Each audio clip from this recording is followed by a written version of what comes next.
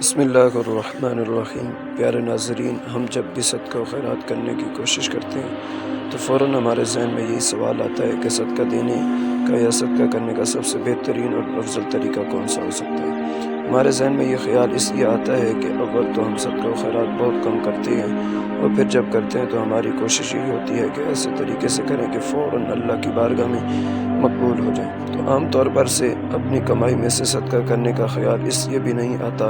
ہم یہ سوچتے ہیں کہ میری محنت کی کمائی ہے، کیسے کسی کے ہاتھ میں دے دوں، یا پھر یہ کہ میرے پاس تو خود بھی بہت کم مال ہے تو میں اسے دوسروں کے لیے کیسے خرچ کر دوں، وغیرہ وغیرہ۔ پیارے دوستو، اے نبی کریم صلی اللہ تعالیٰ علیہ وسلم کی حدیث مبارکہ جان لیجیے کہ سب سے بہترین صدقہ کون سا ہے۔ آپ صلی اللہ تعالیٰ علیہ وسلم نے فرمایا، وہ صدقہ سب سے بہترین ہے کہ جس میں یہ 4 نشانیاں پائی جاتی ہوں۔ یعنی جب کوئی شخص صدقہ و خیرات کر رہا ہو اور اس میں 4 قسم کی صفات پائی جاتی ہوں تو سمجھ آنا چاہیے کہ وہ صدقہ بہترین صدقہ ہے۔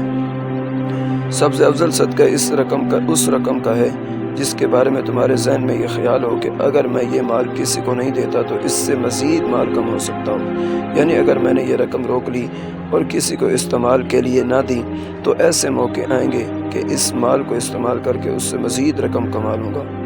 تو ظاہر ہے کہ اس مال سے اور اس روپے سے انسان کو زیادہ محبت ہوتی ہے اور انسان اس رقم کو بچا کر رکھنے کی کوشش کرتا ہے۔ تو ناظرین کرام، صدقے کے افضل ہونے کی پہلی نشانی تو یہ ہے کہ ایسا مال اللہ کی راہ میں خرچ کرنا جس کے بارے میں گمان ہو کہ اگر میں اسے یوں اللہ کی راہ میں خرچ نہ کروں تو اس سے مزید مال کما لوں گا۔ صدقے کے افضل ہونے کی دوسری نشانی یہ ہے کہ ایسا مال اللہ کی راہ میں خرچ کرنا جس کے بارے میں یہ خیال ہو کہ اگر میں نے یہ مال اللہ کی راہ میں دے دیا تو میرے خود کے حالات خراب ہو جائیں گے۔ سبحان اللہ، یعنی یہ رقم صدقہ کرنے سے میرے اپنے حالات پست ہو جائیں گے۔ تو جس صدقے میں یہ خطرہ شامل ہو تو وہ صدقہ انسان کے لیے بہترین صدقہ ہے۔ پہلی نشانی کہ مال نہ دو تو مزید امیر ہو سکتا ہوں، اور دوسری نشانی کہ اگر یہ مال کسی کو دے دیا تو میرے اپنے حالات خراب ہو سکتے ہیں۔ پیارے رسول اللہ صلی اللہ علیہ وسلم نے ارشاد فرمایا کہ تیسری نشانی یا تیسری صفت یہ ہے کہ جب انسان صدقہ و خیرات کر رہا ہو تو وہ صحت مند، ہٹا کٹا اور جوانی کے عالم میں ہو، ورنہ بعض اوقات انسان بڑھاپے کی حالت میں خوب صدقہ و خیرات شروع کرتا ہے، کیونکہ اسے یہ پتہ چل جاتا ہے کہ اب ان قریب میں اس دنیا سے جا رہا ہوں اور اب یہ پیسہ میرے کام نہیں آئے گا۔ بیوی بچوں سے انبن بھی چل رہی ہے، ان کو محروم کرنا ہے، لہذا یہ فلاں مدرسے میں دے دو اور یہ فلاں مسجد کو دے دو۔ حدیث مبارکہ میں صحیح کا لفظ استعمال ہوا ہے، اور اس کا مطلب بالکل جوان، ہٹا کٹا اور ابھی کھانے پینے اور اپنی زندگی کو انجوائے کرنے کی عمر ہے۔ اور جان لیجئے کہ یہ الفاظ کسی مولوی مفتی کے نہیں بلکہ رسول اللہ صلی اللہ علیہ وسلم کے فرمائے ہوئے الفاظ ہیں۔ اللہ کے سفیر جو اس دنیا میں اللہ رب العزت کا پیغام لے کر حاضر ہوتے تھے تو ان کے یہ الفاظ ہیں۔ پیارے دوستو، جوانی کے عالم میں کسی بھی انسان کے لیے صدقہ و خیرات کرنا انتہائی مشکل اور کٹھن مرحلہ ہوتا ہے، اور آج کے دور میں تو لوگ بڑھاپے میں بھی ایسا نہیں کرتے جبکہ ان کے پاؤں قبر میں لٹکے ہوتے ہیں، لیکن پھر بھی یہی کہتے ہیں کہ میرا پیسہ میرا پیسہ میرا پیسہ۔ لیکن جوانی میں اللہ کی راہ میں اپنی محبوب رقم خرچ کرنا اور بھی مشکل اور کٹھن کام ہے۔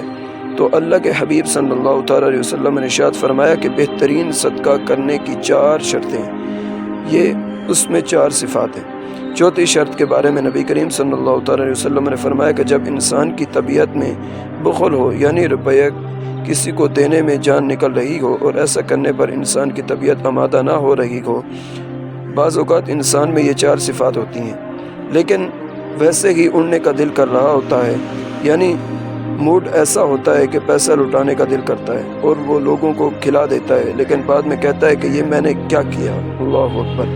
بعد میں پچھتاتا ہے کہ میں نے لوگوں کو اتنا کیوں کھلا دیا کہ میں تو لوگوں کا مقروض ہو گیا، اور اس نے ایسا جوش کے عالم میں کر دیا۔ تو فرمایا گیا کہ جو شیریں طبیعت بھی نہ ہو بلکہ طبیعت میں شدید ہیجان ہو، اور اللہ کی راہ میں رقم نکالتے وقت ایسا لگ رہا ہو جیسے کوئی کھال کھینچ رہا ہے، یعنی کوئی کھال ادھیڑ رہا ہے، ایسے کوئی نوٹ ادھیڑ رہا ہو۔ تو نبی رحمت صلی اللہ تعالیٰ علیہ وسلم نے فرمایا کہ جس صدقے میں یہ 4 نشانیاں، یہ صفات یا شرائطیں پائی جاتی ہیں وہ صدقہ دنیا کا بہترین اور افضل ترین صدقہ ہے، اور اس سے بہتر کوئی صدقہ نہیں۔ حضرت ابو ہریرہ رضی اللہ تعالیٰ عنہ سے روایت ہے کہ ایک شخص پیارے نبی کریم صلی اللہ تعالیٰ علیہ وسلم نے کہنے لگا کہ یا رسول اللہ، کس طرح کے صدقے میں سب سے زیادہ ثواب ہے؟ آپ نے فرمایا، اس صدقے میں جسے تم صحت کے ساتھ بخل کے باوجود کرو۔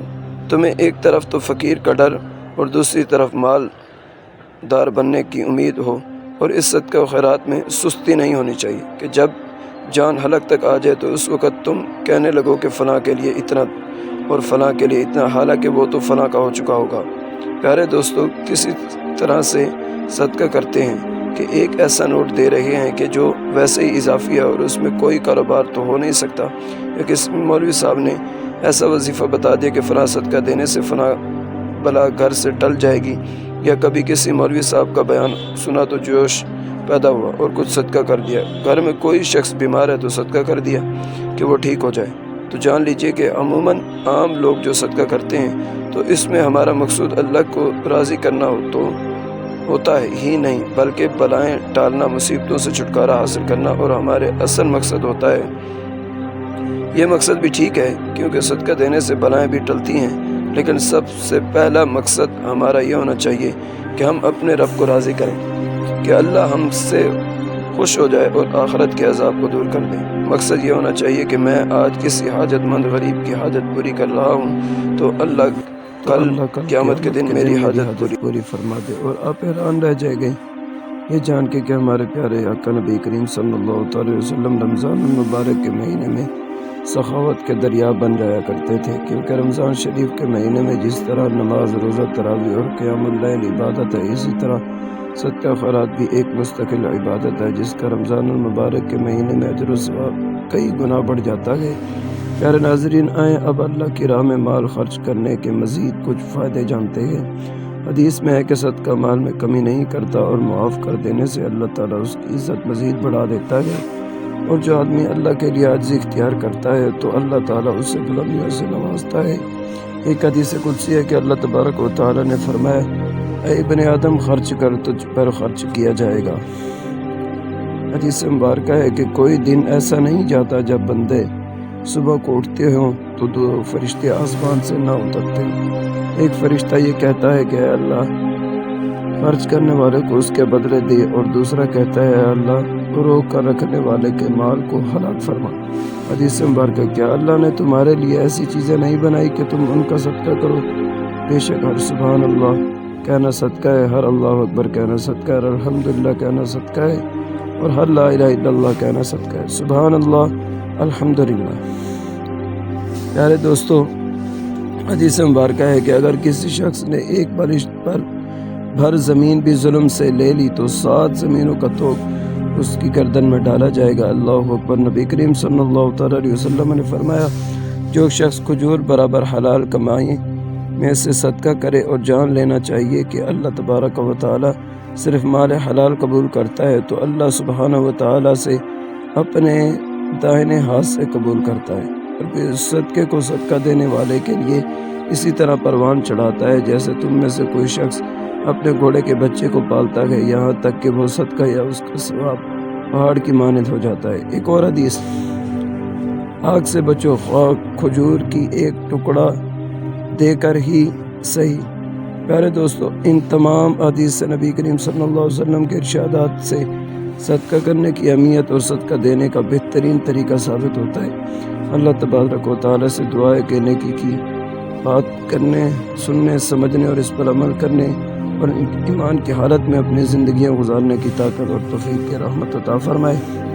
پیارے دوستو، آخر میں درخواست ہے کہ میری آج کی اس معلوماتی ویڈیو کو لائک اور شیئر کر دیجیے، اور میرے اسلامی اصلاحی چینل کو سبسکرائب کر لیجیے۔ جزاکم اللہ۔